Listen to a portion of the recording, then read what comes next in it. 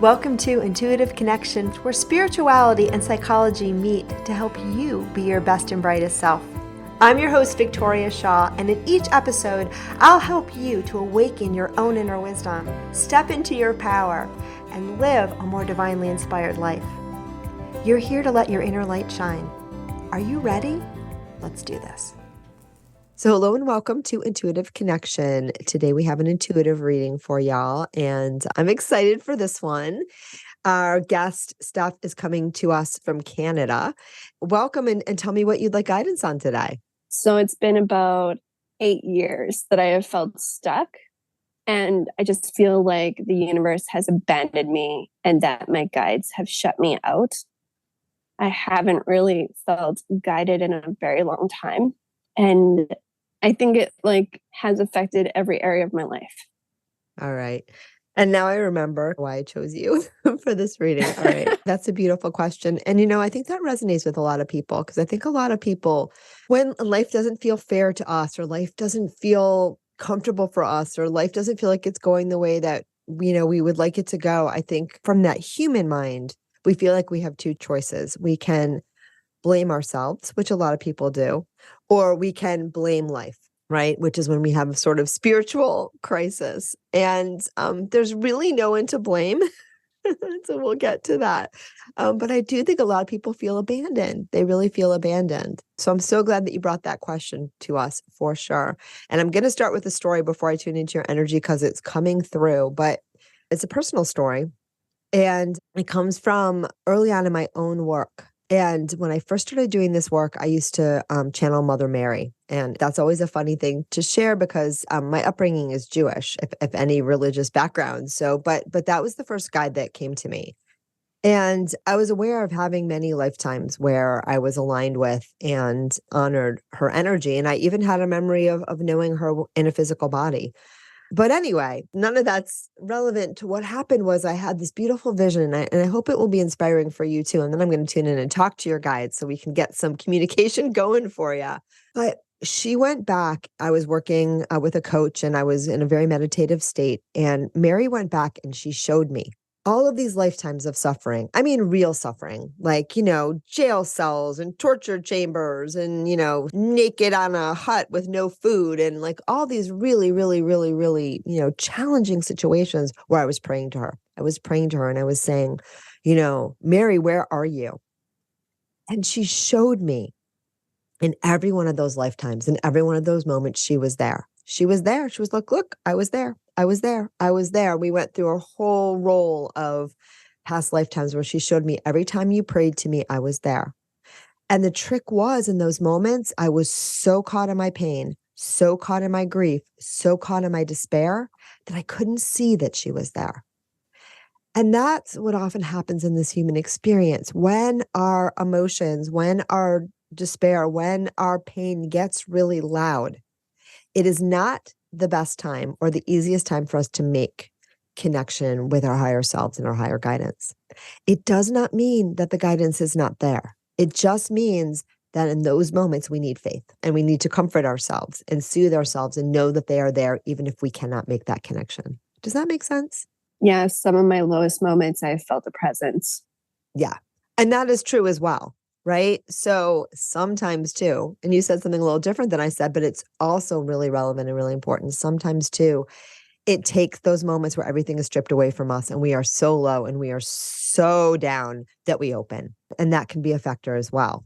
And I don't recommend that. Like, I've been teaching intuition development now for almost 15 years. And I always say you can get there that way, but it's not the recommended route, because you don't have to go through the dark night of the soul times, infinity in order to make that connection. But there are those times when we are so distraught and we are so down that we know that they're there. And that is important too. That is important too. But when people come into my office sometimes and they're really in their stuff and they're really emotionally activated, sometimes I'll have to take a step back. To me, it looks like smoke or smog, and I can't get anything for them in those moments, just because, again, our emotions, which are fine and normal, and there's nothing wrong with them, and they're a very important and healthy part of the human experience. But when they get really loud and when the vibration gets really dense and thick and low, Sometimes it's just hard in those moments for us to find our guidance. And in those moments, even yours truly will just take a step back and give myself a big old hug. Okay. So I wanted to start with that. And then I want to tune into your energy specifically because I think the embedded question in there is, how do I hear them more all the time? How do I feel supported when I don't? How do I know that I'm following the path I'm supposed to follow? Does that sound about right? Yeah. Yeah. I get a lot of like signs from animals, but I don't know what it means. So I'm like, this isn't helping me. Yeah, we always want to figure things out with the mind. That's not always how it's supposed to go. But oftentimes, what we want to do when we make that spiritual connection is we want to make it with the mind.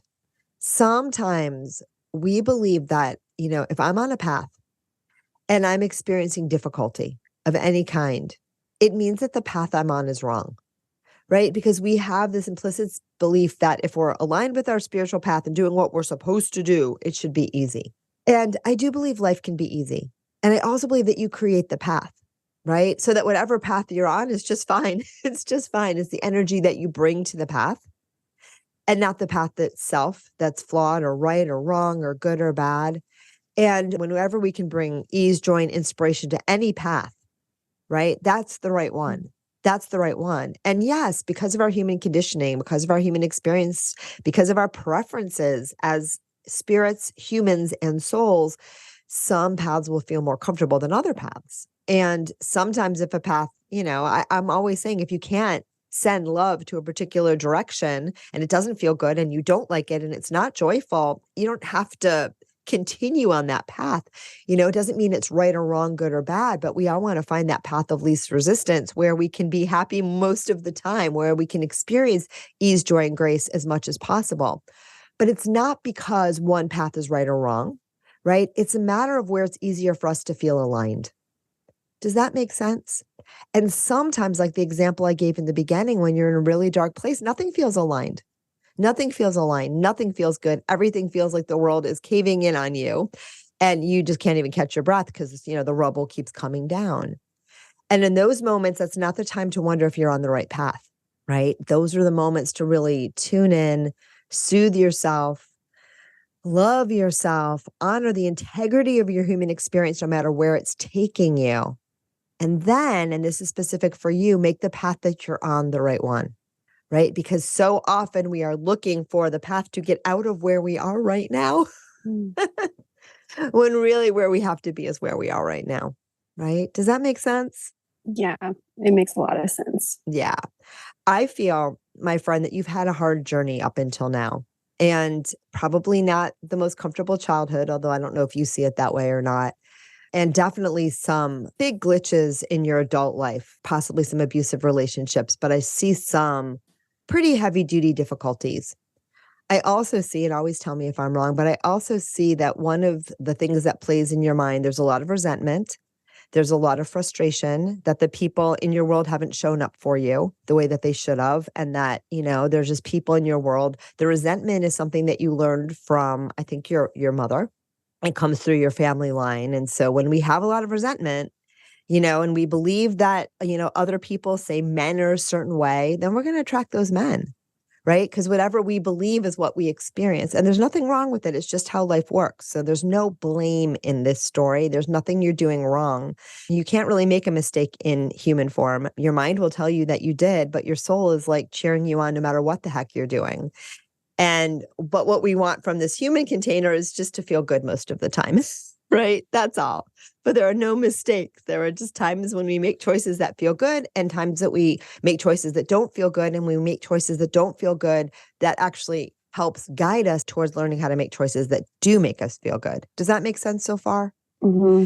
But for you, I do see a lot of resentment. And I think a lot of it's well earned, like from the experiences that you've had. But I'll also tell you that and you get this too. The more you can reframe it, the less you're going to attract that which, provokes that feeling within you. But it's also important to feel it. It's also important to have your anger out and to say, there are people in my life that failed me and it sucks. And, you have to honor that part of yourself. And I think that's the part of yourself that feels like the universe has forsaken you sometimes, because I don't think that you've grown up feeling supported. I think you've had a lot of disappointment from the humans in your world. And so I think when that song is playing, right, that's a song that we hear the universe singing to us as well. Does that make sense? Oh, yeah. I've always kind of gone the universe and like family and parents and stuff mixed up together. I view the universe sometimes with the same kind of attitude I view my parents. Yeah. And it's very common. And in fact, Sigmund Freud, I'm sure you've heard of him, wrote a whole book. I think it's Civilization and His Discontents. And this is very limited because Freud is a wee bit misogynistic, but he talks about our visions of God, the way we understand God is, our relationship with our parent, with our father, and that we just project that onto the universe. And I think that there's something to be said for that, that it's easy to see the spiritual world from that human lens and from where we're hurting. And also, I think for me, I know coming from a less than perfect familial caregiving kind of situation, childhood, let's just put it that way. I got one parent on the other side who's cheering me on, but one that is still in a body. And I want to be respectful to their experiences and their interpretations of my childhood. But in my estimation, it wasn't so grand. And for me, when I learned about spirit guides, I was introduced to my spirit guides, it was a game changer because I'd had so many periods in my lifetime where I felt so alone and I felt so abandoned and I felt so neglected. And when I knew I had spirit guides and I could look back and see where they were in my childhood, it was magical. And it was just a beautiful reconnection. And I still go to my guides sometimes and just, like, remind me that I'm not alone, please. And so we can do that. We can do that. For you, I think it's about having a place of imagination, allowing yourself to believe that they're there. And also there's just so much resentment and so much anger and so much frustration. And that's what's blocking you. That's what's blocking you from that connection. And it's not, again, the guides say it's warranted. They're not saying that, you don't have a right to have it. It's just that if you keep playing that song over and over again, it's going to poison your life. Mm. And so it's important for you to bear witness and hold your own truth. The other people in your world do not have to share your truth, right? Did you just hear me say, like, my parents may not agree that I had, a less than perfect childhood. My dad and I had some good conversations before he passed and some other conversations since he's passed. So we're on the same page. The other parent we shall see, but I don't need them to see my point of view for me to let it go. Mm. Right? What I do need to do is honor my truth and my own experiences. And even where, sometimes we have feelings that are not in line with reality too. Whatever you're feeling is right. So we hold and hug ourselves like a little child, right? A little child who's maybe afraid of the monster under the bed. The monster doesn't exist, but we let the kid know we love them even though they're scared. Or the little child that's mad because they didn't get something that they wanted. And maybe it was something that, they really deserved. Right? Like maybe another kid stole their toy and they really loved that toy and they're just devastated and distraught. And so we can hold them and hug them without going into the story that other people always take my toys and that the world is unfair and life is wrong and Johnny is mean and he's bad. And like we feel all of those things, we allow all those things, but we don't engage and indulge the story for too long. Because if we engage and indulge that story will perpetuate. And it will just keep coming to us again and again, and it will be what we experience in our lives.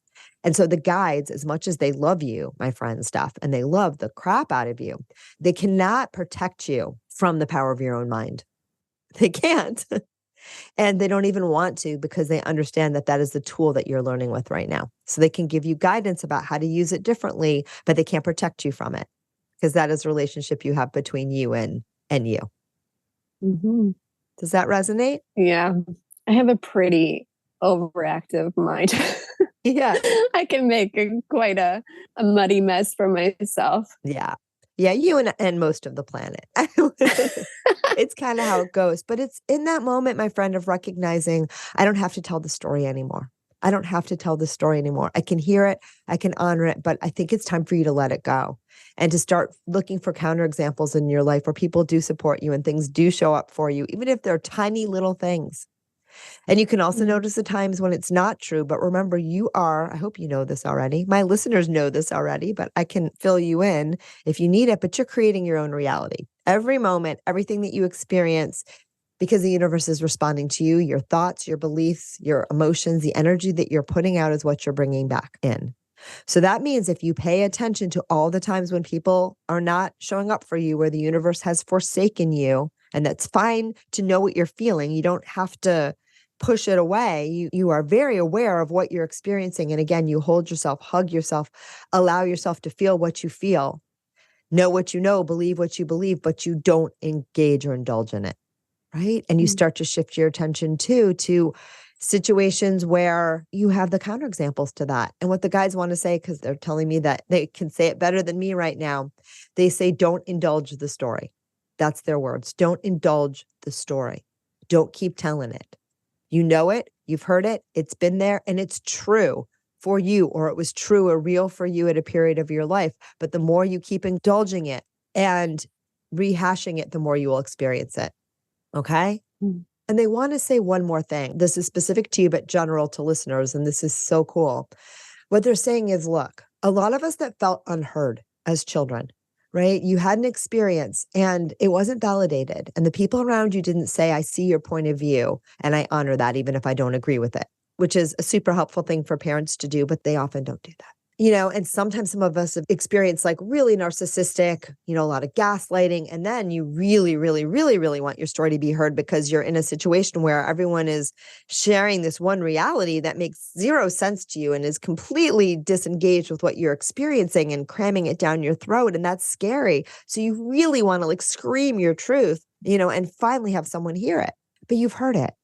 You've heard it. You're the only one who needs to hear it. You need to validate it. You need to tell that little child, I love you, sweetie.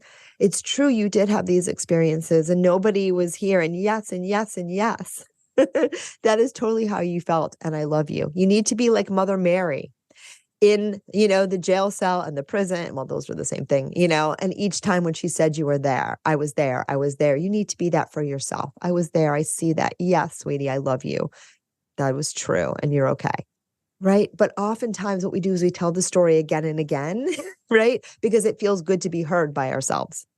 But the problem is we just keep living in that story, in that tale, and we're not really soothing what's hurting. We're just reinforcing it. Does that make sense?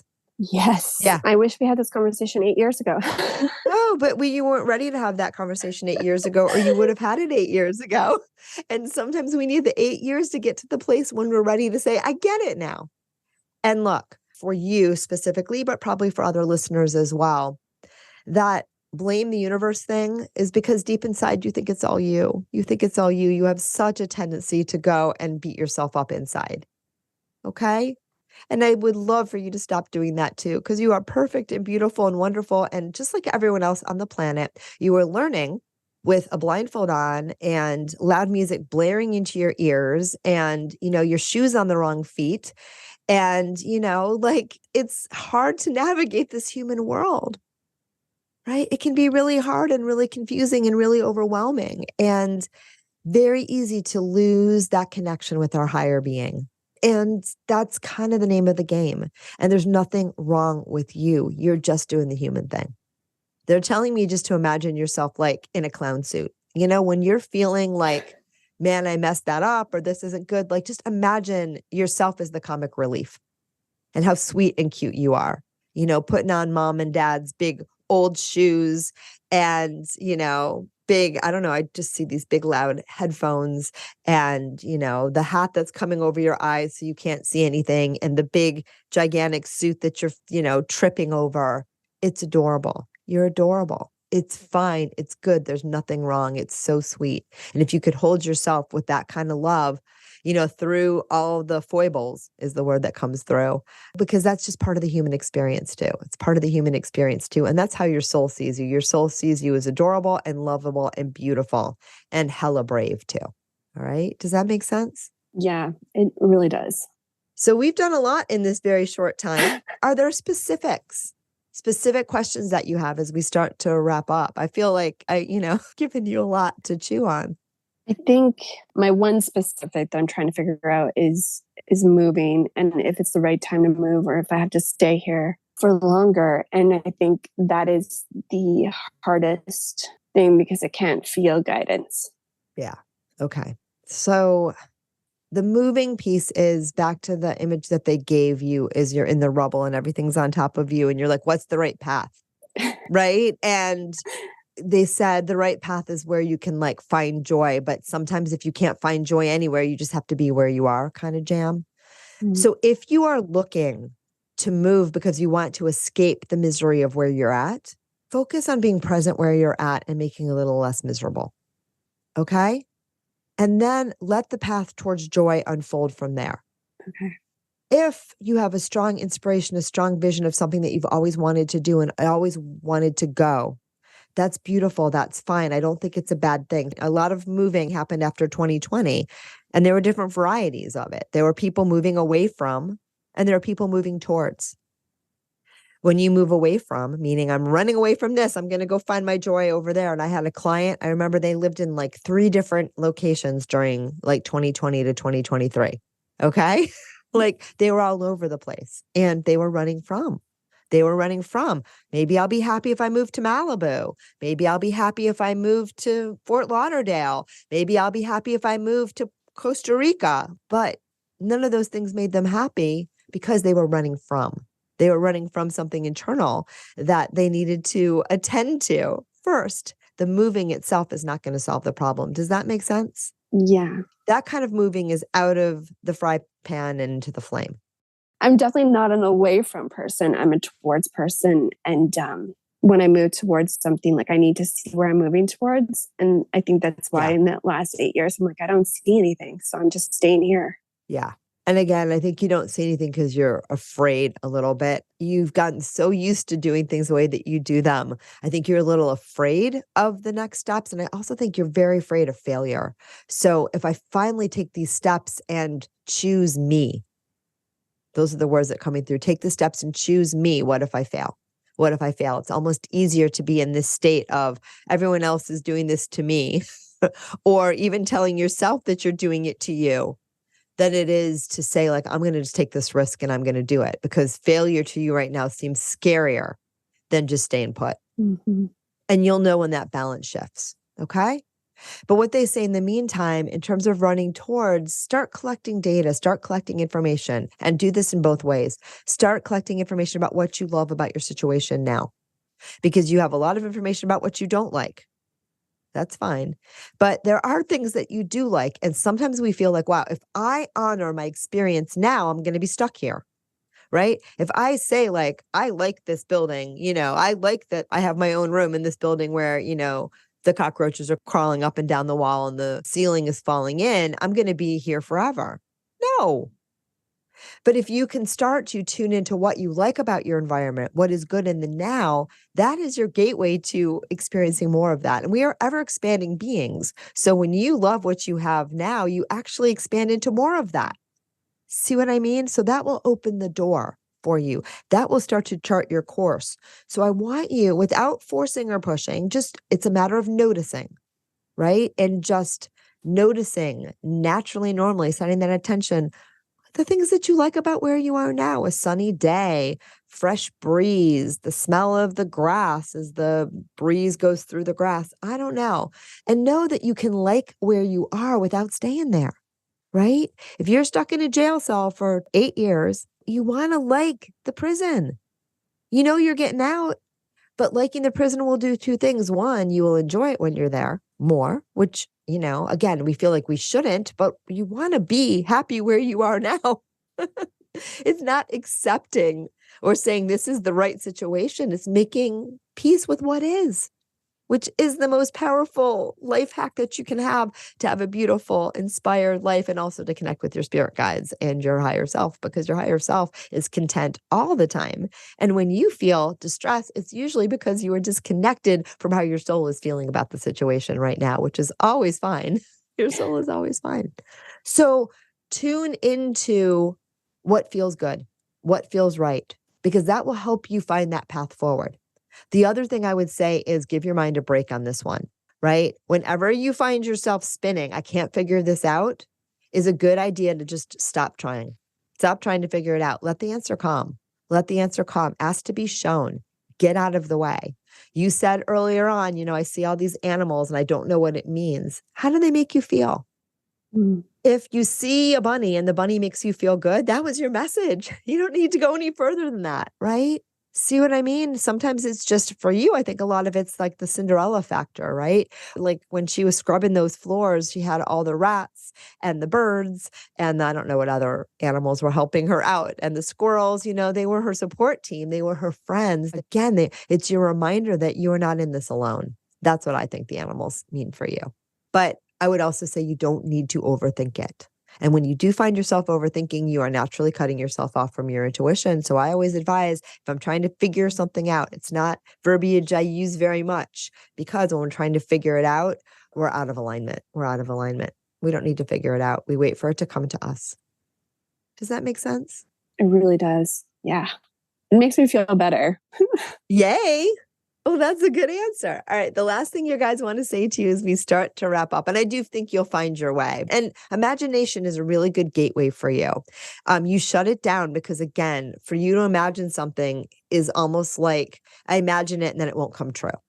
So I'd love for you to start opening that gateway for you. Start imagining things that are either so ridiculous that, like you're not even looking for them, like, being a rock star, or, being a princess in a castle that's floating in air, or like just things that make you feel good and they're fun, but they're totally beyond anything that, you would ever, your naysaying mind could knock down, because they're just totally ridiculous.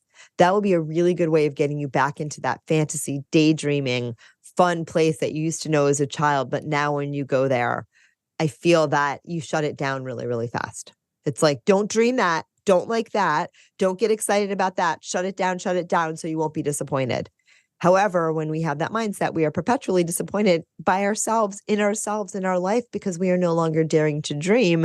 And the dream is where all the fun lies. Does that make sense? Yes.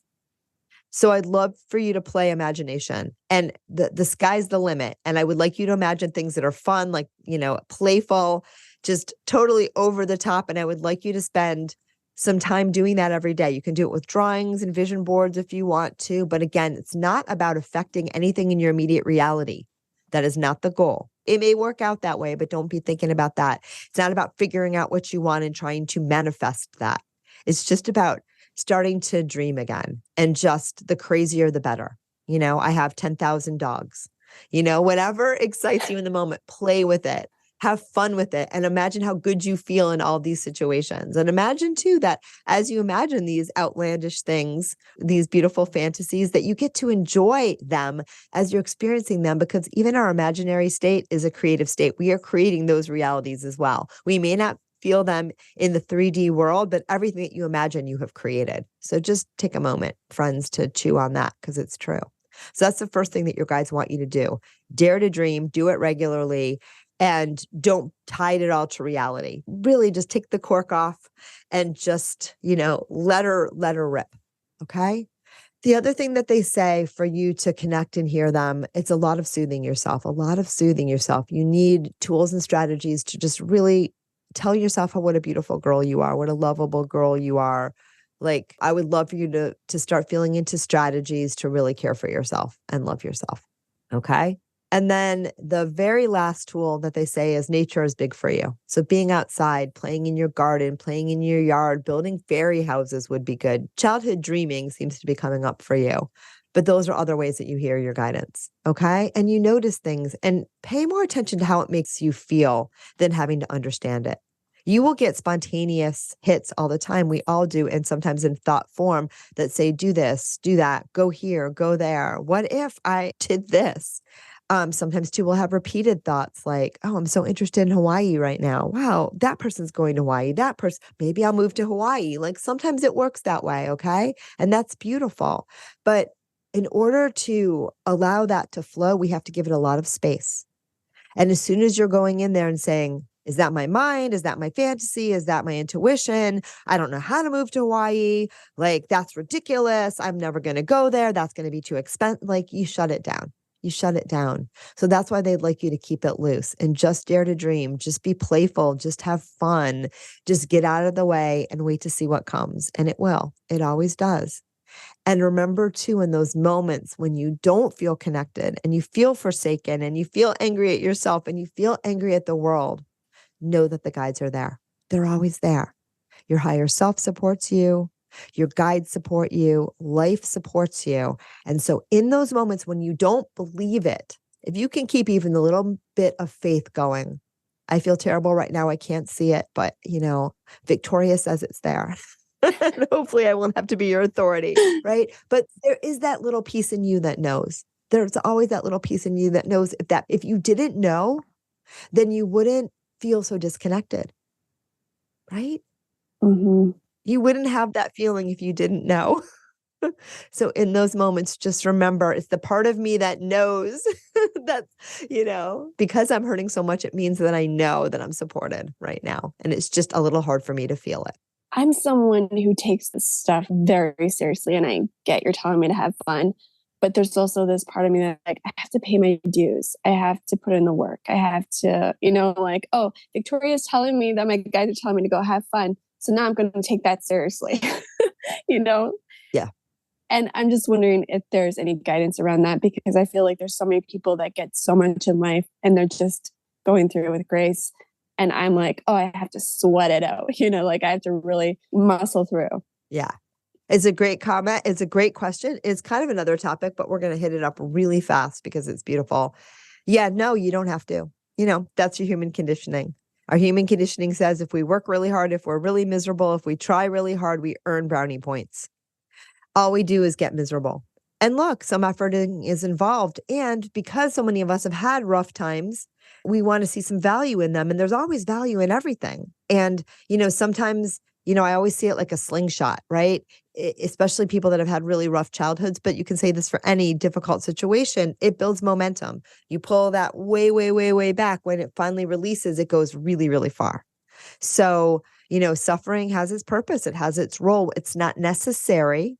We're moving to a period where in humanity will become increasingly more optional. But when you got it, it's serving a purpose. So enjoy it. It's doing something for you. It's always a matter of reframing what is just right, without double downing on saying, but that's the only way to go. Mm-hmm. So you don't have to effort at all. And oftentimes when we're efforting, though it does have some value, it's not needed.